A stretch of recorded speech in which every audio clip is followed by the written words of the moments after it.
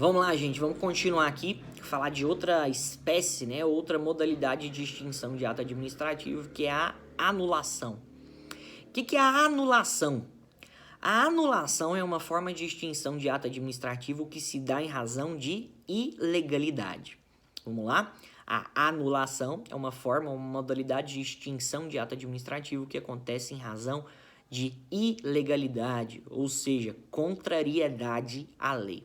Vou dar dois exemplos para a gente poder contextualizar. Imagine primeira situação. Imagine que tem um concurso público, uma pessoa então faz um concurso público e é aprovada. Em todas as fases, né, da prova mesmo, né? A pessoa faz a prova escrita, faz a prova subjetiva e passa. Só que quando uma pessoa vai fazer um concurso, tá? Vamos colocar aqui um concurso federal, seja para juiz federal, seja para polícia federal, enfim, vamos colocar aqui. É necessário que antes de tomar posse, tá? Antes de ser nomeada, a pessoa realize alguns procedimentos legais. Dois deles: inspeção médica, tá? Exame de saúde e também declaração dos bens, tá? Então, num concurso federal, fundamento aí Lei 8429 de 1992, que é a Lei de Improbidade Administrativa, e Lei 8112/90, Lei de Servidores Públicos Federais. Um dos requisitos legais para que uma pessoa tenha posse, né, ou titularize um cargo público, é que antes de tomar posse, antes de ser nomeada, ela tenha passado por todos os exames de saúde e tenha feito também a declaração dos bens ao entrar. Imagina que uma pessoa ela seja nomeada para um cargo público, imagina que uma pessoa tome posse num cargo público, só que ela tomou posse no cargo público sem realizar a inspeção médica, sem passar pela fase de exame de saúde e sem passar também por outra etapa que é requisito legal, que é a declaração de bens. Então imagine que uma pessoa tenha passado em um concurso público e mais, tenha sido nomeada, tenha sido empossada, descumprindo dois requisitos legais: inspeção médica e a declaração de bens. Percebam, nesse caso houve uma flagrante violação à lei. O candidato, né, que acabou titularizando o cargo público, ele não cumpriu as etapas legais, não cumpriu as etapas necessárias, tá, para que ele fosse nomeado, para que ele tomasse posse. Ele não fez os exames de saúde e também não fez a declaração de seus bens. Nesse caso, a nomeação e a posse daquele servidor, ela é ilegal. O que tem que acontecer, então, com a nomeação e com a posse daquele servidor, se foram ilegais? Elas devem ser anuladas, tá? Elas devem ser anuladas. Outra situação: o candidato faz um concurso público, é aprovado e descobre que ele comprou o gabarito. Percebe que o candidato, então, comprou o gabarito. E se descobre isso depois que ele foi nomeado, o que acontece com aquela nomeação? Anulada. O que acontece com os concursos públicos em que se descobrem fraude, gente? No meio do concurso público, em que a banca examinadora, né, tá fazendo alguma mutreta. O que acontece com o concurso público? Ele é anulado. Por quê? Fraude no concurso público é ilegalidade. Outra situação: imagina que a administração pública, na figura do Estado ou na figura do município, realiza uma licitação para contratação de uma concessionária de transporte público, tá? Vamos supor que é aberta uma licitação, porque a administração pública, o município ou o estado, ele quer contratar uma concessionária de serviço público para transportes públicos, tá? Municipais ou estaduais. É feita a licitação, determinada empresa ganha, né? Modalidade de licitação aí, concorrência, segundo a Lei 8666 de 93, a empresa ganha a licitação. Só que se descobre que a empresa fraudou o processo licitatório. A empresa teve acesso às propostas das outras concessionárias. Ou seja, nesse caso foi violada uma regra da Lei de Licitações. O quê? O sigilo nas propostas. O que acontece nesse caso com a licitação? A licitação tem que ser anulada, porque houve descumprimento legal. Percebam, então, que diferente da revogação, na anulação, o fundamento da anulação é a ilegalidade, é o descumprimento legal, o descumprimento da lei. Beleza? Vamos lá. Quem pode realizar anulação? Quem pode anular um ato administrativo? tanto a administração pública quanto o poder judiciário. Tanto a administração pública quanto o poder judiciário.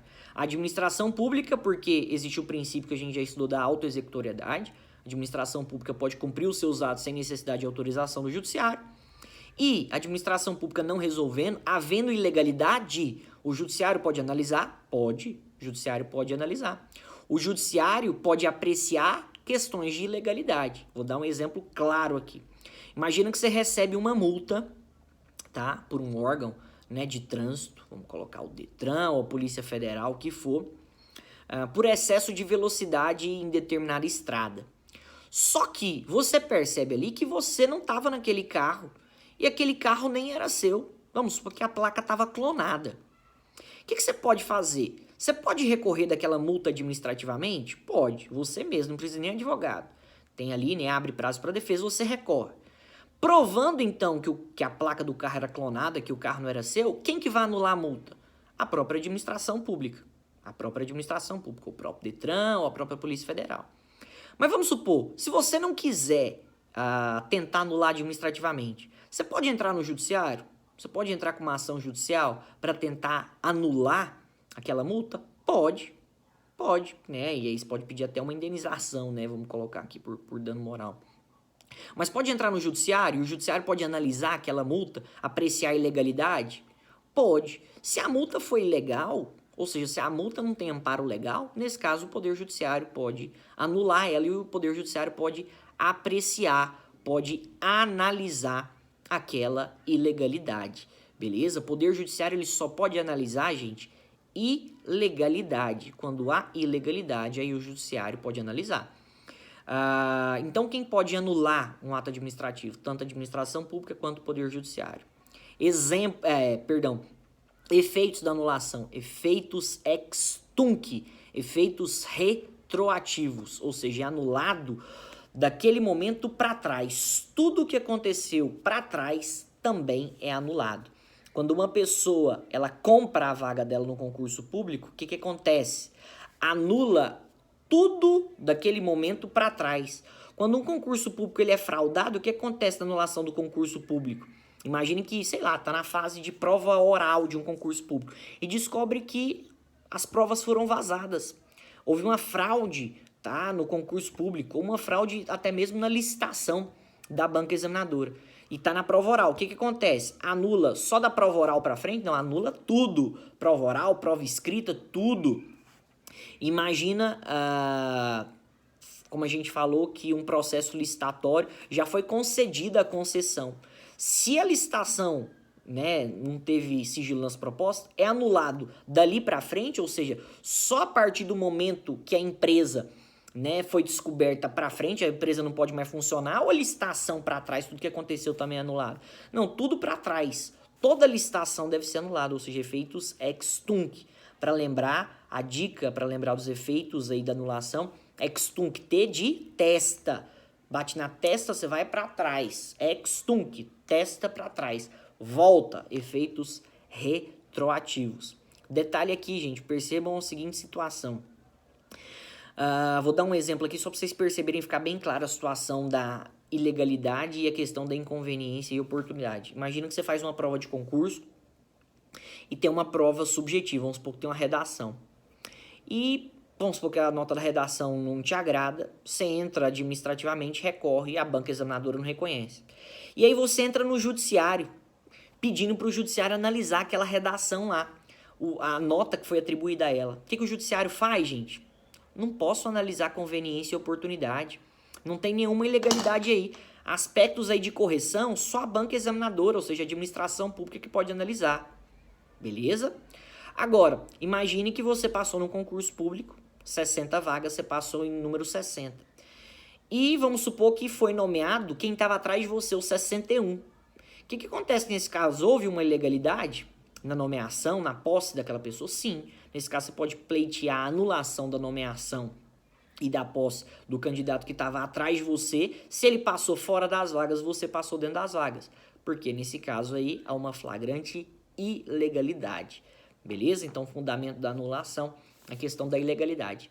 Existe prazo para anulação? Existe prazo para anulação de um ato? Existe. Artigo 54 da Lei 9784 de 1999. Quando o ato administrativo produz efeitos para terceiros de boa-fé, prazo para anular, 5 anos. Então, quando um ato administrativo ele produz efeitos para terceiros de boa-fé, o prazo para anulação daquele ato administrativo é de 5 anos. Exemplo, é feito um concurso público,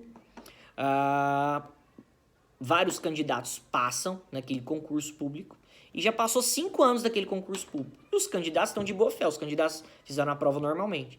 Descobre-se que houve problemas ali no processo de licitação da banca examinadora.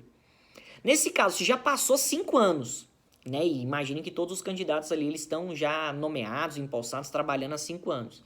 Se já passou 5 anos, não cabe mais anulação ali do concurso, porque o prazo de anulação é de 5 anos, quando existem terceiros de boa fé, beleza? Agora, quando existe má fé, tá? Quando existe má fé, tá? Vamos supor que todos os candidatos que passaram no concurso, eles compraram a prova. Aí não há prazo para anular o ato administrativo. Aí não há prazo para anular o ato administrativo. Então, perceba, o prazo para anular um ato administrativo é de 5 anos, tá? De 5 anos, para terceiros de boa-fé. Quando o ato administrativo produz efeitos para terceiros de boa-fé, prazo para anulação, 5 anos. Quando os terceiros estão de má-fé, não há prazo para anulação. Beleza?